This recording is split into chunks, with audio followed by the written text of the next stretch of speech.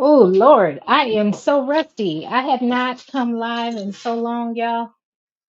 My. What is going on? I am your girl, Misbehaving, and the name of the channel is Misbehaving is Fun, where I talk about real people, real problems, and real drama. Y'all, we didn't had us an earthquake. I have set a couple of lives within this past week and did not show up. So, while I will be sharing and explaining what's going on with me, but you know your girl misbehaving gonna always keep it real. You may hear my son in the background, honey. I may have to mute it. You may even hear police sirens. That's funny to you, huh, son? Yes, it is. Very funny. So, y'all, life has been lifing. I'm trying to handle business and do what I'm supposed to do to get back on track. For me and my son, we've been under the weather. Um, I think this is like the third time, which is unusual for us because we only get sick once a year. But I've shared some of my history with you all, and I do suffer from mental illness. So a lot of times, I'm gonna make that another live, and I'll share information in that. And with that one, it will be for members only because it is all personal information and it's real. But just know when I set a live, my intentions are to go live with you. But if I have other things that I have to do, like making sure that my son receives the services that he needs, or I receive the services that I need in order for us to be right back on track, that's always going to be a priority. And a lot of times I have so many things going on at once. Before I know it, the day has already gone by. Hi, Kishori's Kitchen. Hey, Misbehaving. How you doing? Welcome, welcome. Please hit like, subscribe if you have not subscribed, and I appreciate you being here.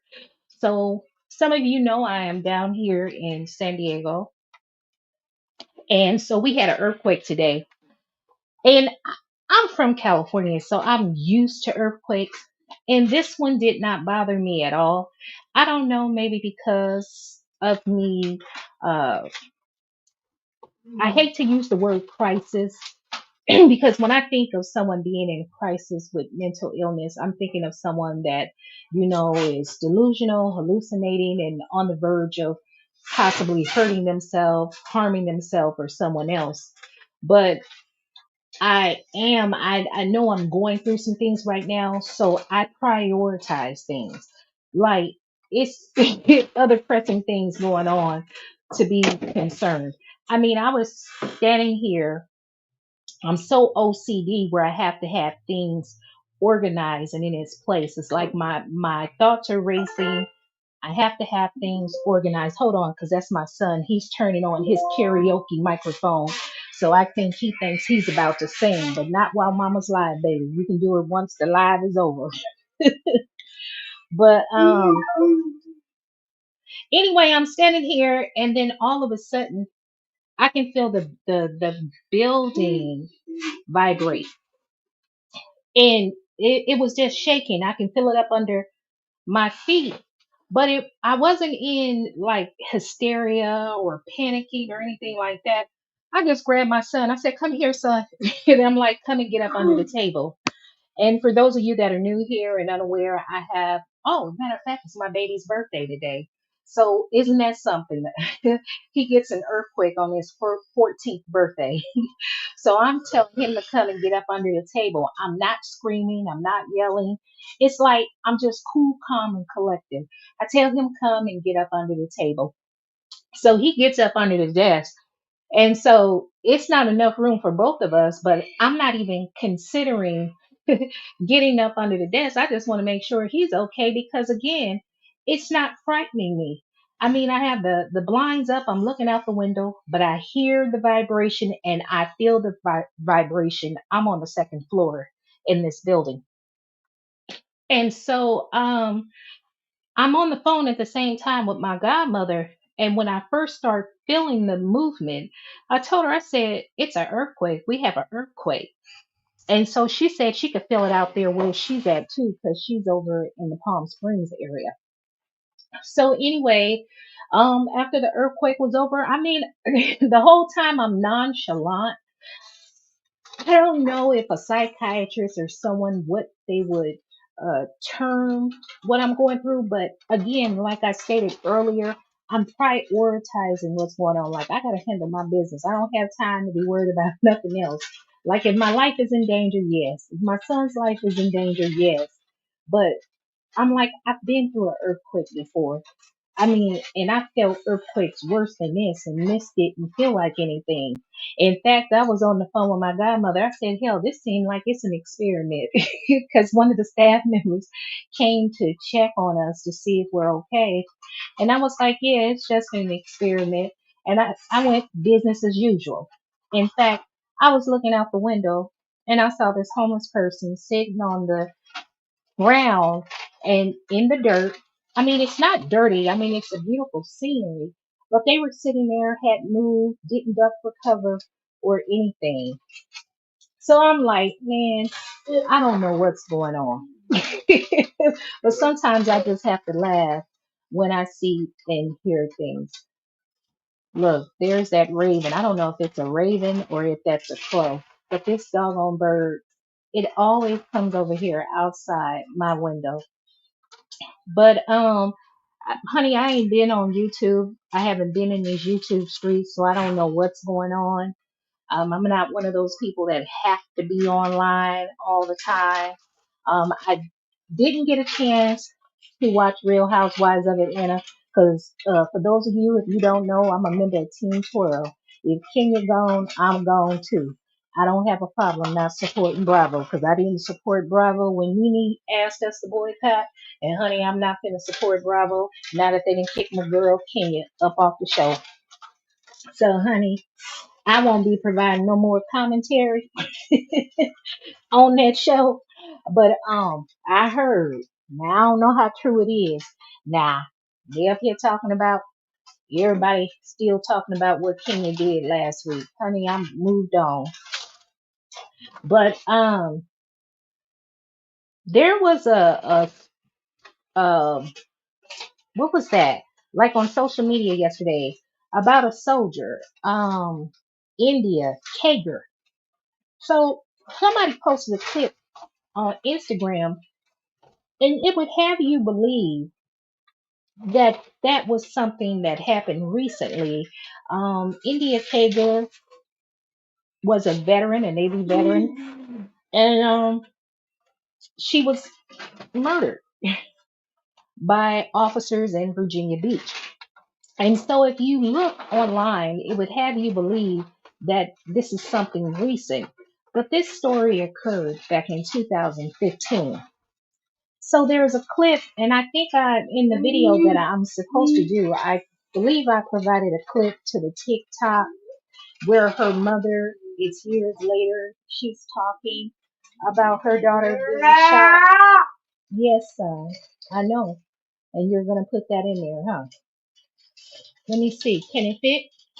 Let me see. Can it can it fit? I don't think it'll fit. So you want me to find something bigger? I'll find something bigger and then we'll try that. Because this one, yeah, and go. Yeah, I'm ironing your stuff right now so we can go. Okay? Got a doctor's appointment. Okay? I'll get you something bigger so it can fit in it because that's too small. My apologies, you guys. But the mother, I put the clip up in the description box of the video. I think I was supposed to have done the video today, but I changed it to tomorrow because I got so much going on. Like I said, like I'm up all night, I'm cleaning, I'm organizing, and then it's just a lot. It's just a lot, and that'll be in a video for membership because it's real information, it's personal information, and there's no need for me to share what's going on with me if I'm not going to get the support. But anyway, back to the story. You know, I don't understand. My godmother and I were talking today. Um, like I don't understand how people, your children can be assaulted, murdered, and the only thing you want to do is get online or you want to march, um, or accept the blood money. I'm telling you now, if anything were to happen to any of my children, I'm killing back. I'm telling you right now, I'm not marching. I'm not going to get on television and ask for calm. No, you treat me and my children like human beings. We are not animals. I don't understand it. And maybe because I don't know. No, there is nothing to understand. Like, how can somebody shoot your child 30 times and they're still alive. They haven't served any prison time, any jail time, and they still have their job. Like I think if something were to happen to my children, I wouldn't want to be alive anymore. I'm going out with a bang of glory. I'm taking you with me. I'm just gonna keep it real with you. You be nice to me, I'm gonna be nice to you. You hurt me, I'm gonna hurt you.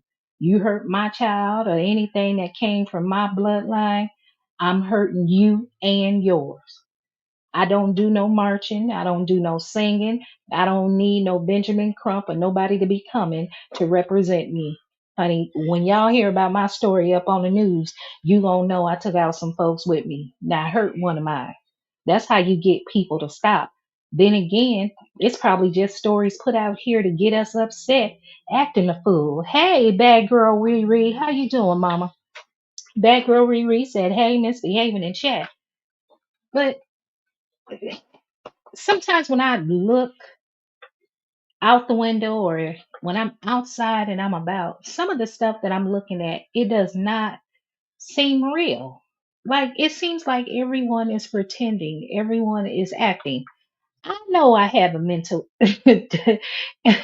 mental illness. I know I have a diagnosis. I know that. But I'm alert and oriented. These are real people, but sometimes I have to laugh because some of the stuff that people are saying and doing, it doesn't make any sense. And then they try their damnedest to try to get you to believe what they're trying to show and tell you. A lot of stuff that I see, I don't say anything. But then there are some days I just have to show them. For example, my son and I are homeless, but we're fortunate. We are we have our own place. It's clean. Um, People are friendly. It's not perfect, but it's better than living outside or living in a truck. You know, when you become homeless, it opens your eyes. Like you see homeless people, but you have no idea of some of the struggles or what they go through unless you're there. Um, I see the damnedest stuff out here.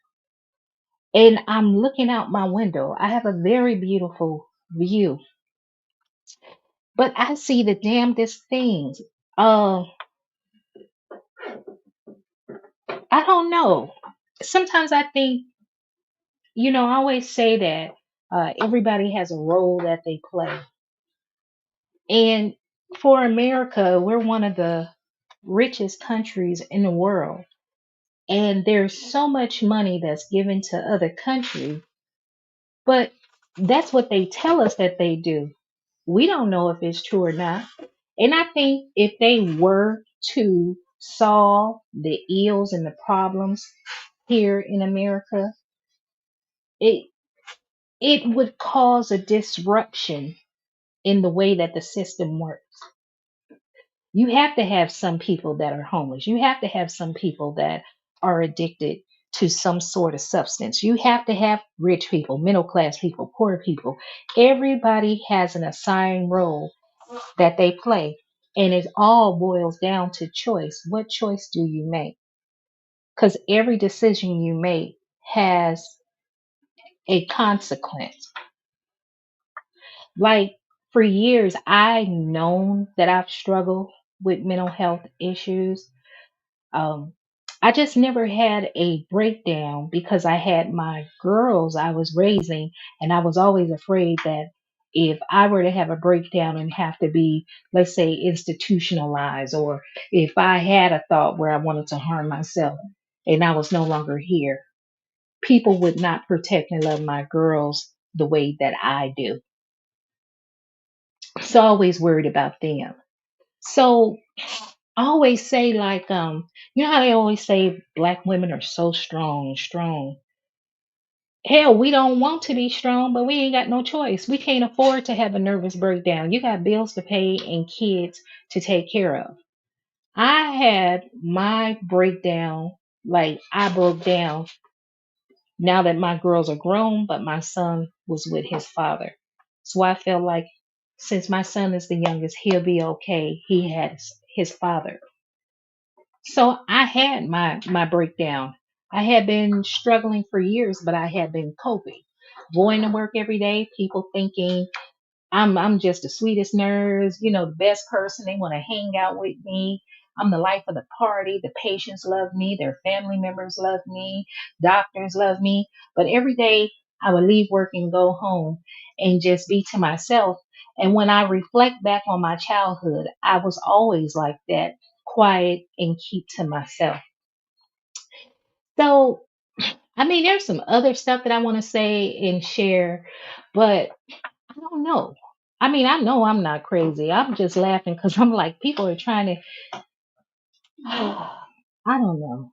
It's just some weird stuff going on. Weird stuff.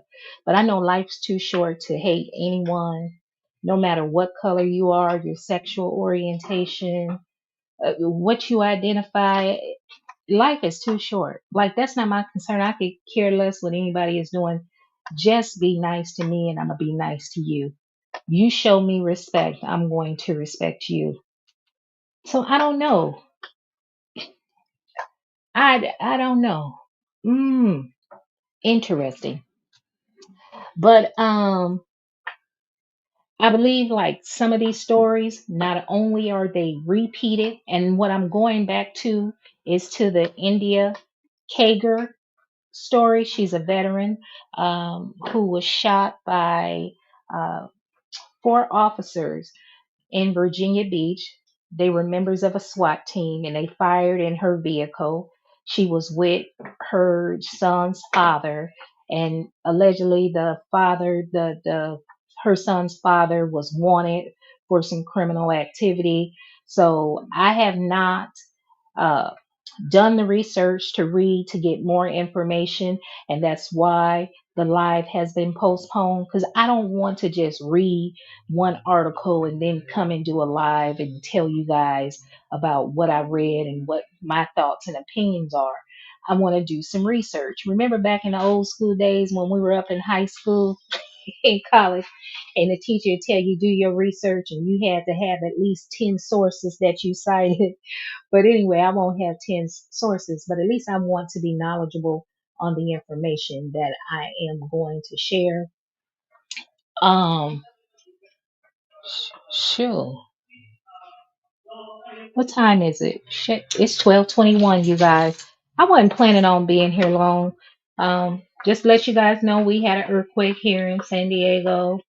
They said it was a 5.2. It didn't feel like that to me. I mean, I didn't even see. I remember when I forgot how old I was, but I think it was back. I don't know if it was 88. It wasn't 88. It might have been 87, 86. Could it? But I know it was like in the mid 80s. We had an earthquake in Southern California.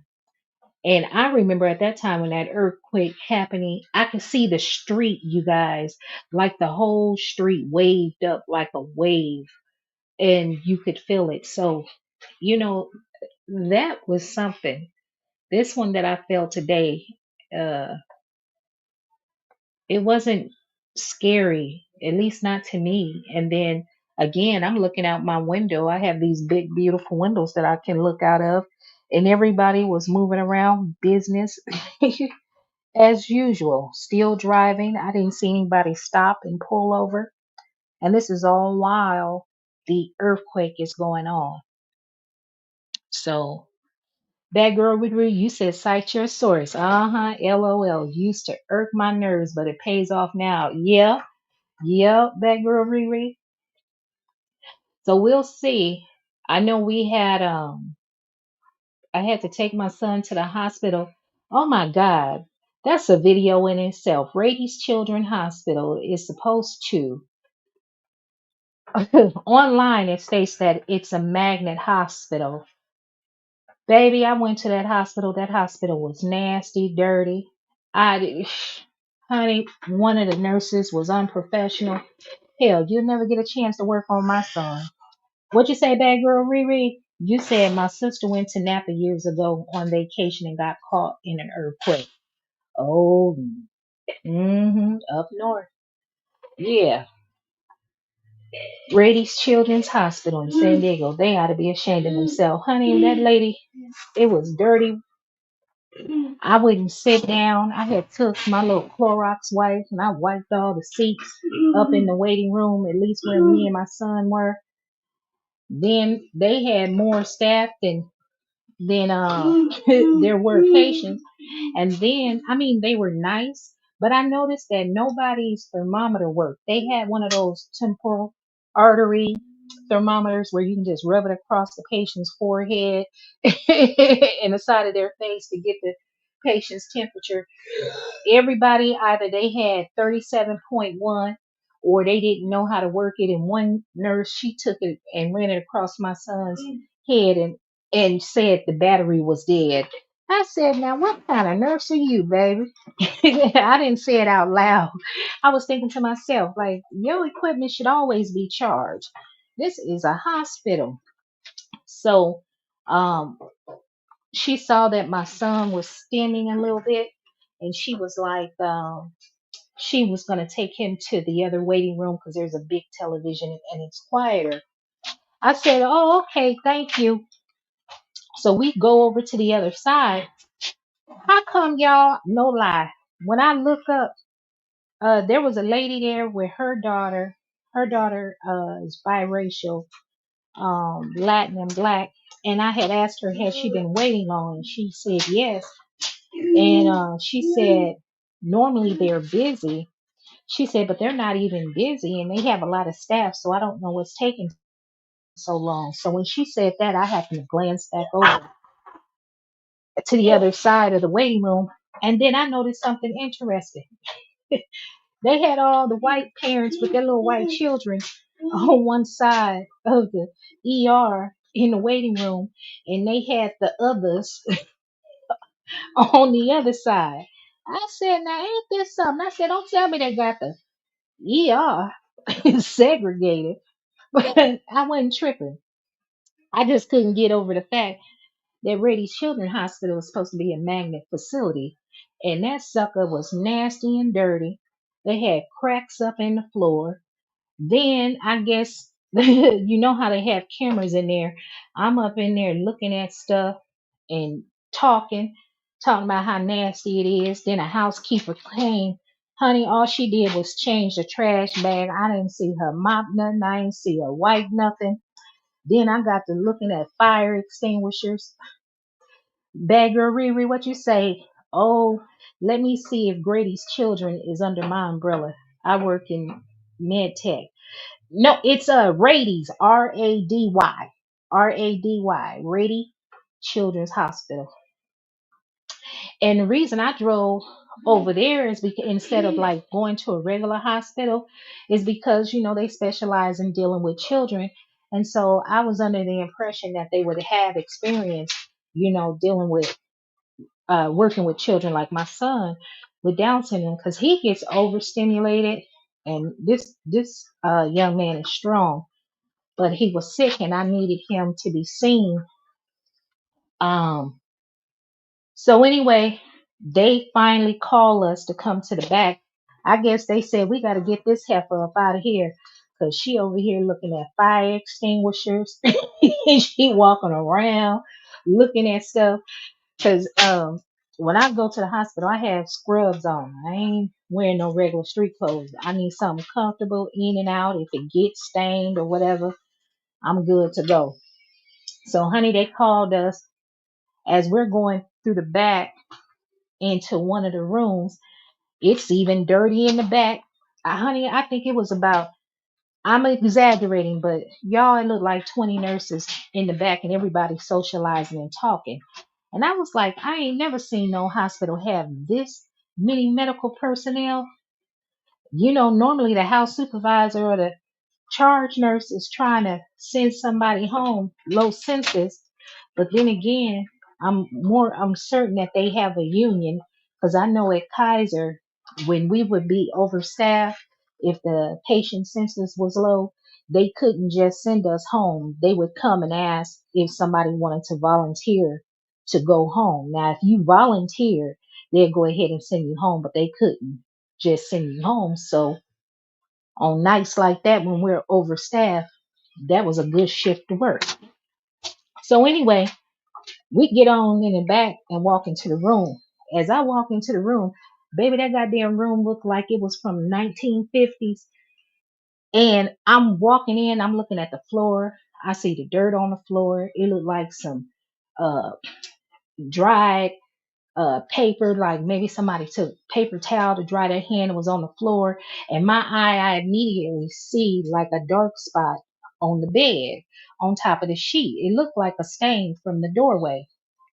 So as I'm approaching the bed, the lady, she goes ahead and she grabs like a gown.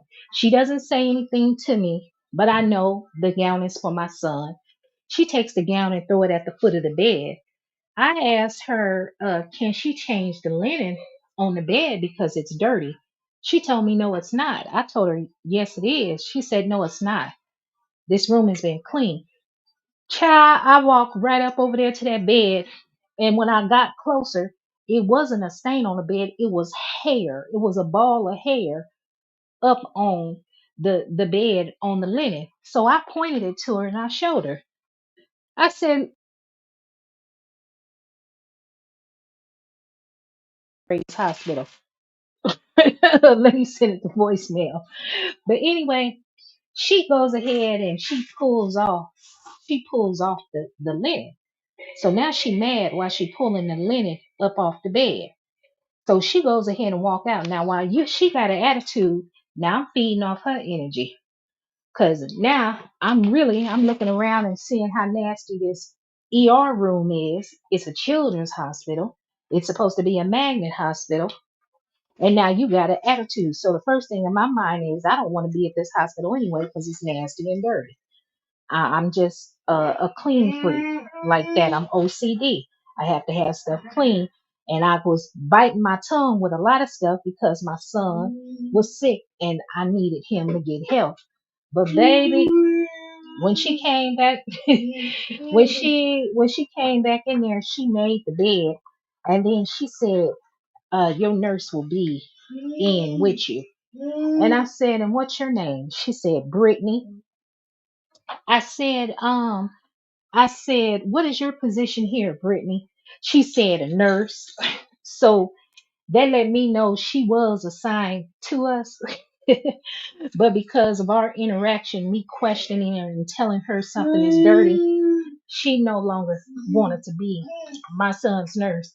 Some of you may be familiar with that if you're heavily melanated, and sometimes if you question folks, they want to deem you as being hostile and aggressive.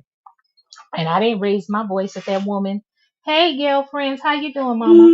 I didn't raise my voice not one time. But honey, when she did that, I said, yeah, it's a wrap. They won't get a chance to touch my son. I said it's nasty and dirty, and she's rude, and got mad. So as we were leaving out, my son and I, this male nurse came in. Now he seemed friendly. He smiled and he said, "Hello, I'll be your nurse." And I said, well, that's okay because we're leaving. You under, Gail, you said, am I under earthquake watch? I haven't turned on the news, but I imagine so. But we actually had the earthquake. I was here in real time and felt it. I felt it. First, it started off small, and the whole building. I've shared earlier how I'm on the second floor, and the whole building was like shaking. You can hear it and you could feel it, but nothing fell off. Like I have a big, like one of those metal lockers, and I have stuff sitting on the top, stacked up on top, but nothing fell off of it. But yeah, so we might, I don't know if, I haven't felt any aftershocks though. So yes, we're fine. I was sharing, I was just nonchalant. It was like another day to me, but I told my son, I was calm. I was like, I told my son to get up under the table, to get up under the table, and he got up under the table. It wasn't enough room for both of us, but I wasn't thinking about getting up under the table. And the whole time the earthquake is going on, I'm giving my son instructions, and I'm on the phone with my godmother because she had called on FaceTime to wish my son happy birthday. And then while we're talking, the earthquake happened. And in my mind said if the earthquake had gotten bad, at least my son would be okay. Hell, I done lived 54 years. But anyway, back to Rady's Children's Hospital.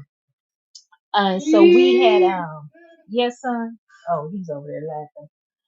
So we went ahead. I told the nurse, I told him he seems nice, but I'm taking my son somewhere else. So I did.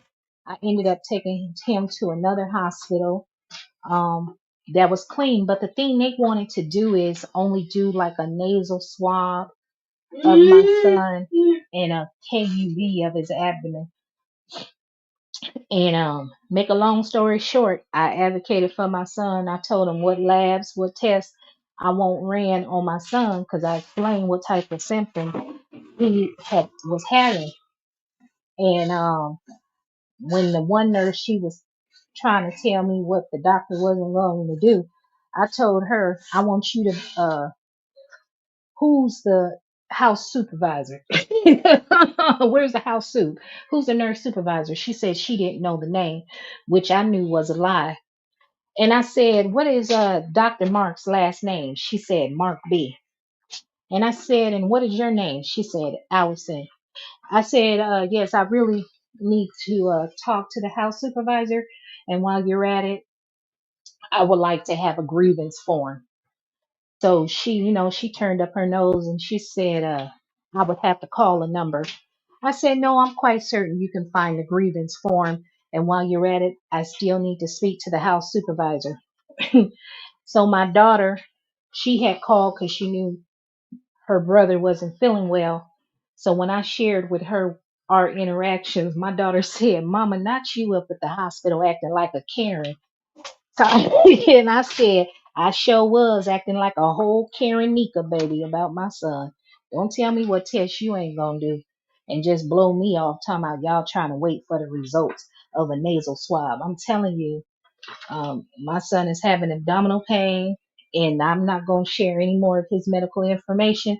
But let's just put it like this: because of me advocating for my son, uh, he got the help that he needed.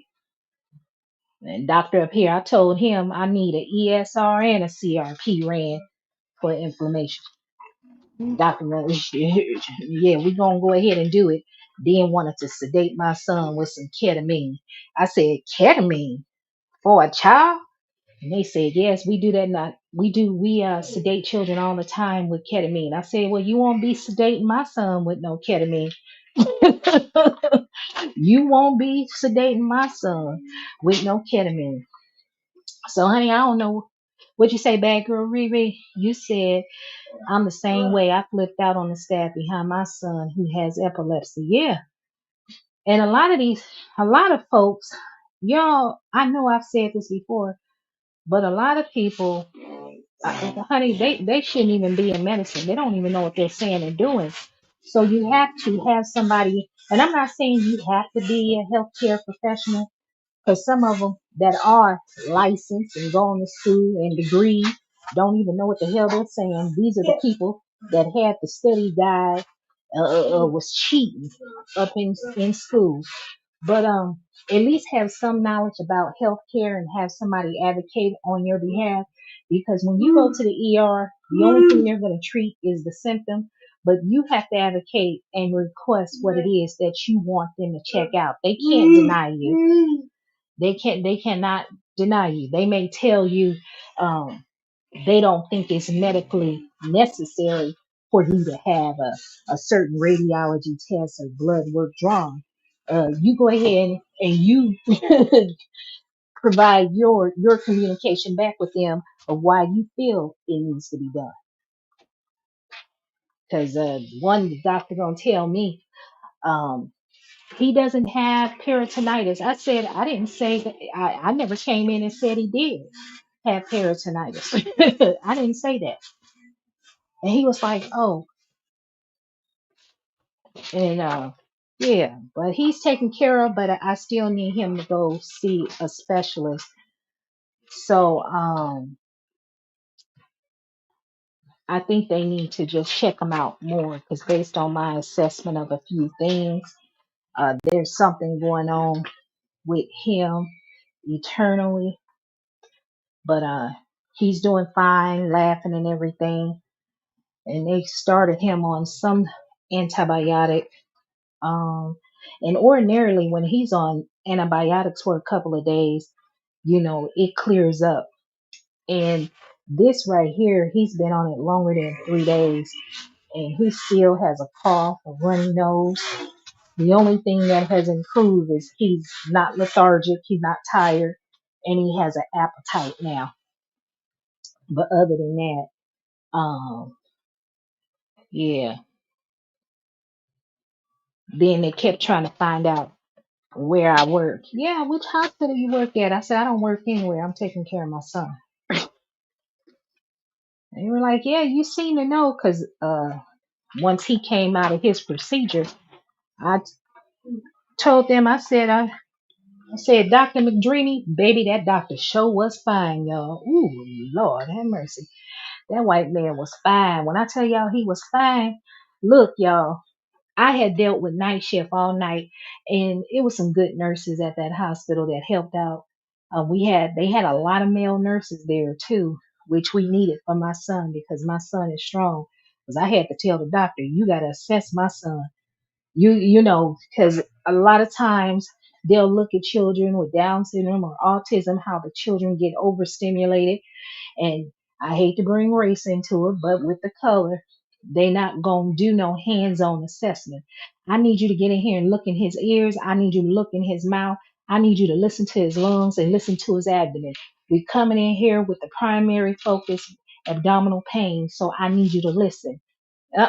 You got more than enough male nurses up in here, and I'm gonna help. So let's get up in here and hold him so you can check him out because we not letting nothing go. Not with this one. I told them my son has only been in the hospital 2 times in his lifetime, and he is now 14.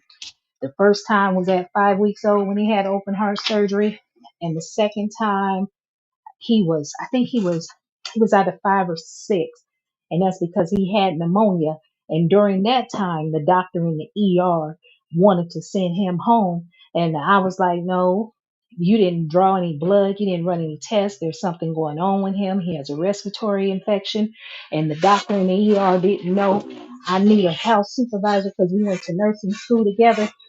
And honey, once they ran the test and did the chest x-ray, my baby had pneumonia, so they had to admit him. So that's why when people tell me no, or doctor no, we're not about to do that. We're gonna rule out. We're about to rule out. And then especially if they see that you're homeless or you're poor or something, they pull up your record. No, it don't matter. It don't matter. You're gonna do what you're supposed to do. I want my son taken care of. Now, I don't get rude and yell at them and cuss at them, but if they get a stanky attitude with me, you best believe I'm gonna get a stanky attitude with them. So, ooh, we've been on here for a minute, 42 minutes. I wasn't even trying to be on here, this long. I got a doctor appointment to go to, and I wonder if I've got enough time to go over to this other place. I don't know. I don't know. But hey, y'all, thank y'all for coming to hang out with me. We had an earthquake today in San Diego. They claimed it was 5.2. It didn't feel bad to me because I felt worse.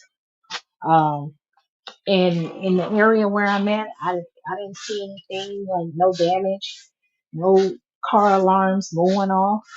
You know how ordinarily when there's an earthquake, it'll set off these car alarms on people's vehicles.